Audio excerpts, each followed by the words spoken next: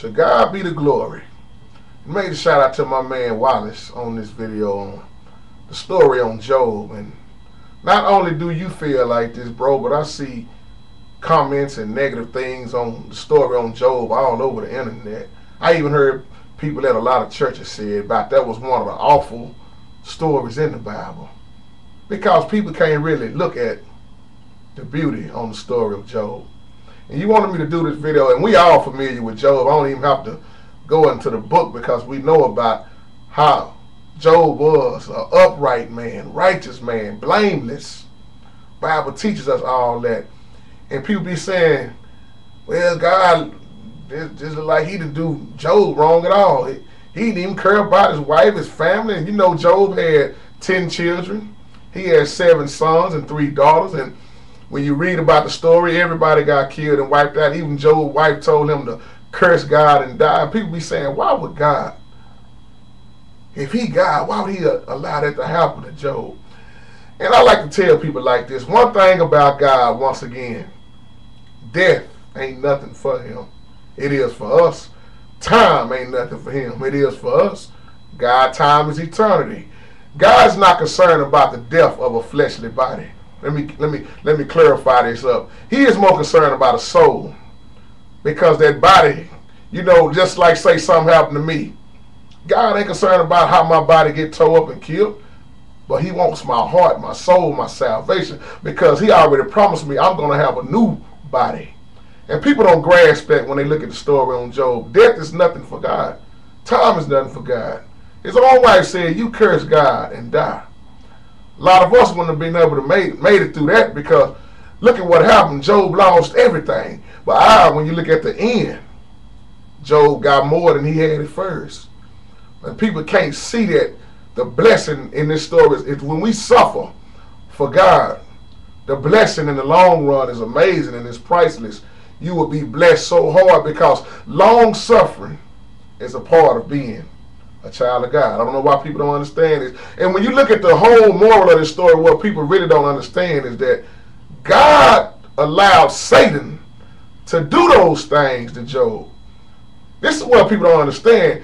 Just believe that God is God himself almighty. He could have stopped everything, but God had to prove a point, and people miss this in their story. Why did he do that? Because God had to show Satan also. I like to say it like this: if you can't get my man Job, if you can't get Job to curse me and go up against me, what in the world think you got a chance with me? But see, we don't catch that in the story. All we look at is, oh, God allowed this stuff to happen to Job. God allowed Satan to do that. And I know somebody ain't going to agree with that, but God allowed Satan to do that to prove a point. You can't get my man Job.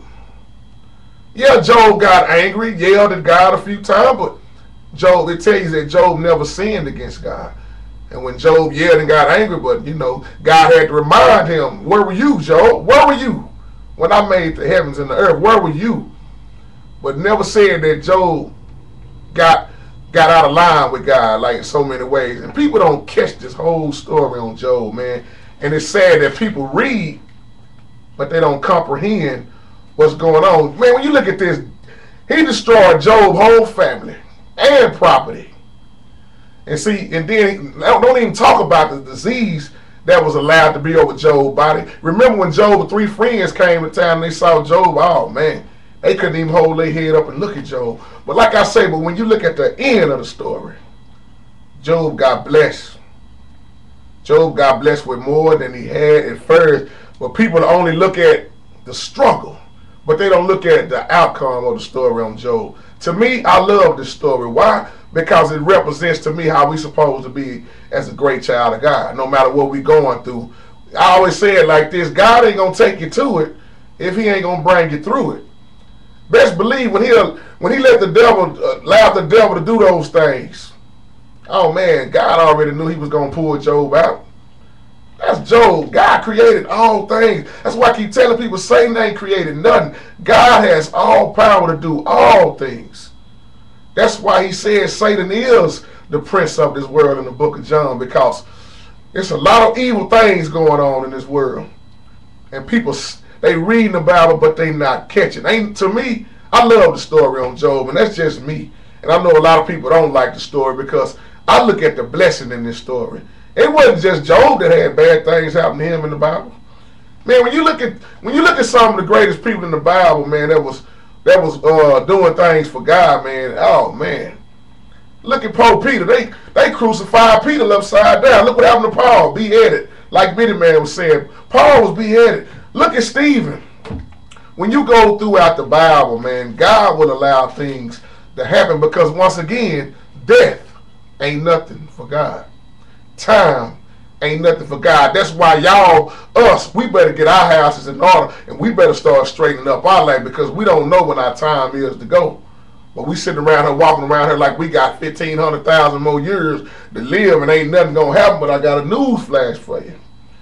You better wake up, like Mitty Man said, you better wake up and smell the coffee. And you might even want to taste it a little bit. The story on Job ain't all that bad to me. And I know I'm going to have a whole lot of people disagree with that because they can't look past what God allowed Satan to do. He had to show Satan. You remember when Jesus was in the wilderness being tempted by the devil. Somebody said, why did God allow his own son to be tempted in the wilderness? And he never once went up against God. Job never once. Matter of fact, Job fell on his knees. I think the Bible says Job shaved his head and fell on his knees and started praising God. He said, the Lord give it, the Lord take it away. But see, we can't be like that. Why? Because we ain't Job. And we would never be Job. Too many of us complain too much. We let one of our cars get taken away and got 3 more to drive and got a conflict and want to raise all kind of hell behind God. Why you allow one of my cars to get taken away? Once again, God ain't concerned about time. His time is eternity. A dead fleshly body don't mean nothing. Oh, but a soul, salvation. People don't understand. That's why people fear death, because they don't understand the transition. That's why in the book of Revelation, when you see about the persecuting of Christians, God is not worried about how many people going to get chopped up, heads getting cut off and all this stuff, because he got all power to put you in a new body. No matter how your body got tore up and killed. He promised us that. The people that suffer for Christ, if you labor, God will give you a crown. The story on Job, once again, ain't that bad, people. And I saw a lot of videos about this, comments about that is that's the awful book in the Bible, and it's not. It's really not. When you look at it deeply, that's why I say stop reading and start studying. Catch what's going on Job. Catch what God allowed to happen. You remember when Jesus was praying to God in the Garden of Gethsemane? I think he prayed to God 3 times. And not once did God answer him. That's why he said, Father, if it's in your will. If he didn't even speak to his own son, people, for a good reason, what that ought to tell you. So I'm going to get on out here on that and remain blessed.